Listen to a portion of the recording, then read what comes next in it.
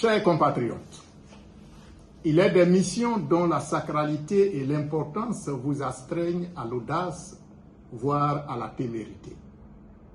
En effet, dans une société où l'on ne conçoit ni neutralité ni impartialité, une société hautement politisée où celui qui n'est pas avec vous est contre vous, une société où il n'y a que partenaires ou adversaires, une société où il n'y a que pro-X et pro-Y, eh bien prendre la parole en ce moment de vive tension pour faire entendre un nouveau son de cloche relève d'une véritable gageure.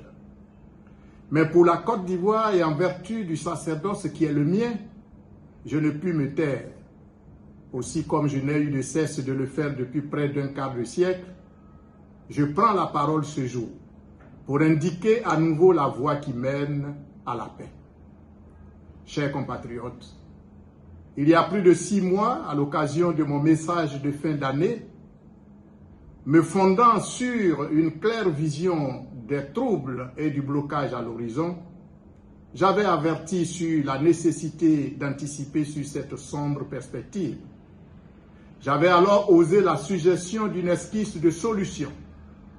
Nous étions à 11 mois de la date prévue pour l'élection présidentielle de 2025. Comme d'accoutumé, les fanatiques de tous bords, ceux qui ne marchent qu'à vue, mus par la certitude du triomphe de leurs champions respectifs, n'ont eu que mépris et raillerie à mon égard. Depuis, plus de 7 mois se sont écoulés. Nous voici à 3 petits mois de l'élection. Que constatons-nous aujourd'hui? Où en sommes-nous aujourd'hui? Réponse à 2 doigts de la crise si nous n'y sommes pas déjà pleinement. Chers compatriotes, je suis KKS. Vous connaissez mon histoire. Je me suis fait l'honneur et le devoir de l'exposer abondamment à plusieurs occasions. Je ne suis pas un politicien. Je ne suis proche d'aucun parti politique. Je l'ai déjà déclaré, je ne suis pas candidat à l'élection présidentielle d'octobre 2025. Je ne suis ni pro-X ni pro-Y. Je suis un citoyen qui croit devoir mettre à disposition ce qu'il croit de tenir comme thérapie à la solution de la crise que traverse notre pays depuis plus de 35 ans. Oui, chers compatriotes, il y a dans la vie un Dieu omniscient qui, par miséricorde et amour, révèle toujours le chemin de la paix à son peuple. Il le fait au travers des hommes et des femmes qu'il se choisit souverainement. Le drame de l'humanité est que par incrédulité, ces messagers ne sont pas toujours écoutés. Si l'on ne peut que plaindre le peuple qui périt par manque de connaissances, quel sentiment avoir vis-à-vis du peuple qui, lui, périt par refus d'appliquer la connaissance et la vérité qu'il connaît? La vérité, comme la solution à la paix durable en Côte d'Ivoire, c'est la réconciliation nationale. Elle est incontournable parce que c'est la voie de Dieu. C'est une prescription divine. Aussi longtemps que nous ne le suivons pas, nous multiplierons les élections, mais nous multiplierons aussi, hélas, les crises et les souffrances pour le peuple. Cette vérité est connue de tous et de tous. Vous, les hommes de Dieu en premier, vous le récitez à longueur de journée, mais en vain. Ainsi, nous voici encore dans cette situation qui, comme un sort qui nous poursuit depuis 3 décennies, un sort qui veut que l'élection du président de la République soit toujours un moment de crise profonde, de tragédie nationale et de menaces graves sur la paix sociale. Jamais de mémoire d'Ivoirien, les conditions d'une élection n'ont paru aussi problématiques et contestées dans leur globalité. Et pourtant, nous sommes bien en Côte d'Ivoire où il y a eu 2010 et 2020. C'est dire combien préoccupante est la situation malgré l'insouciance des acteurs politiques. Bien sûr, ma démarche pourrait susciter la plus grande incompréhension chez ceux qui, au regard du calme apparent qui règne dans le pays, estiment que tout se passe le plus normalement du monde. Je prie que pour une fois, ils aient raison parce que vous avez déjà entendu Ça, nous l'avons entendu avant toutes les crises en Côte d'Ivoire. On l'a entendu en 1995 avec le président Bédié. On l'a entendu en 2000 avec le président Gbagbo. On l'a entendu en 2020 avec le président Ouattara. Nous connaissons les suites.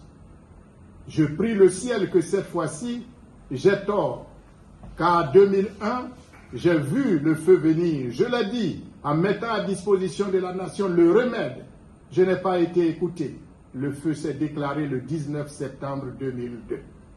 En 2010, j'ai dit sur tous les plateaux de télévision, prenant le peuple à témoin, que si nous allions à l'élection sans réconciliation préalable, il y aurait guerre si Gbagbo, Bédié ou Ouattara gagnent. Je n'ai pas été écouté. Il y a eu la guerre en 2020. Devant les députés de la nation et la commission centrale de la commission électorale indépendante, j'ai officiellement et solennellement alerté sur le danger à l'horizon. Je n'ai pas été écouté. On a frôlé de peu la guerre civile. Alors, très sincèrement, je veux prier que cette fois-ci, j'ai tort. Vous savez, je ne vous parle pas en tant qu'analyste politique. Je vous parle en tant que messager de celui qui voit au-delà de ce que nous voyons.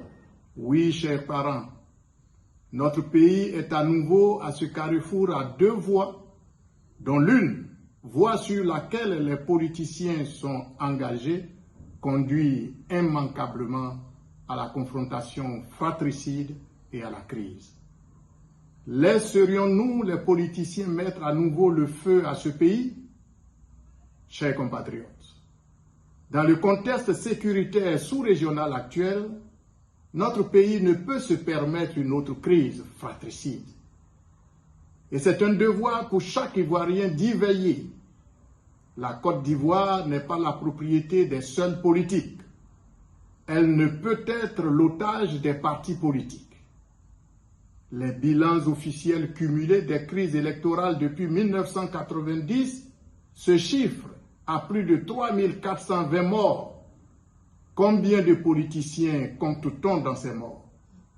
Ajoutez-y ceux de la rébellion décennale dont on n'a jamais eu de bilan, et vous mesurerez le martyre du peuple. Et parce que c'est le peuple qui paye le lourd tribut des crises, il est légitime et juste que le peuple s'invite au chapitre de la recherche de la solution pour éviter la crise. En de pareilles circonstances, alors que les protagonistes se défient ouvertement, dans nos sociétés africaines, l'on tourne le regard vers les guides religieux et les légitimités traditionnelles. Vous êtes les piliers moraux de notre société, les gardiens des valeurs de paix, de justice et de fraternité. Aujourd'hui, la Côte d'Ivoire a plus que jamais besoin de vous. Elle a cruellement besoin de vos prières et de votre sagesse, mais aussi et surtout, en ces circonstances particulières, de votre responsabilité dans l'action pour éviter à la Côte d'Ivoire une énième tragédie. C'est pourquoi, tout en vous exprimant mes sincères remerciements pour les audiences à nous accorder, je réitère solennellement ici, au nom de notre plateforme et ses partenaires, notre appel à l'implication active des organisations religieuses et coutumières dans la recherche de solutions. À l'Église catholique, aux églises protestantes évangéliques et à la religion musulmane de Côte d'Ivoire, je réitère notre sollicitation pour une médiation nationale auprès des acteurs politiques pour créer les conditions d'un apaisement général et d'un consensus national. Nous pouvons transformer cette situation potentiellement explosive en une providentielle opportunité de catharsis nationale pour la réconciliation et la paix dans notre pays. Car les divergences affichées, l'intransigeance et la radicalité de certaines postures ainsi que d'autres incivilités pourraient bien être l'émanation d'un fond bien chargé d'amertume et de ressentiment non évacué. Toute chose qui indique bien que le chantier de la réconciliation nationale reste bien entier. Au demeurant, au-delà de ces aspects conjoncturels, le problème n'est-il pas aussi et surtout fondamental? Voilà 35 ans que tous les 5 ans des élections multipartites sont organisées avec toujours le même sort. Crise électorale fratricide sur fond de contestation des conditions et résultats. Et ce, sur tous les régimes. Tous les régimes qui se sont succédés. Donc sous Houphouët-Boigny, Konan Bédié, Guéhi Robert, Gbagbo Laurent et Alassane Ouattara aujourd'hui. Et si le problème était le système? N'y a-t-il pas là l'occasion idéale d'un diagnostic profond du système politique qui est le nôtre?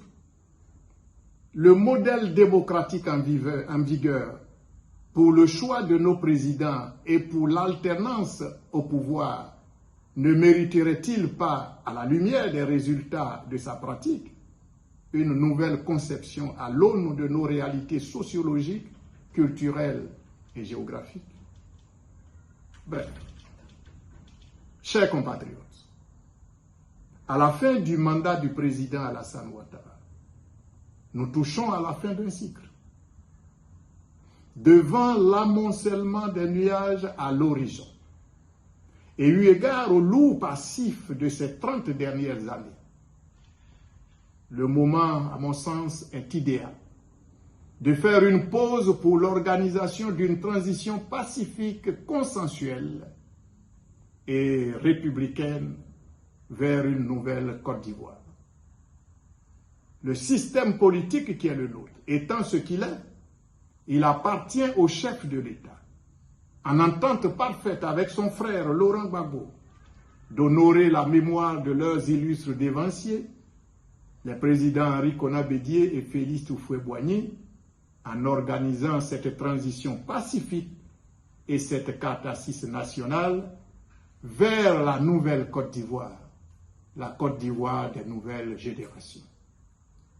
C'est pourquoi j'en appelle au chef de l'État pour la convocation urgente d'un dialogue national réunissant les forces sociales de la nation à l'effet de bâtir un consensus national autour du principe du report de l'élection présidentielle d'octobre 2025 et de la mise en place d'une transition républicaine pour le règlement définitif des divergences politiques qui plongent le pays dans les sempiternelles crises depuis plus de 3 décennies.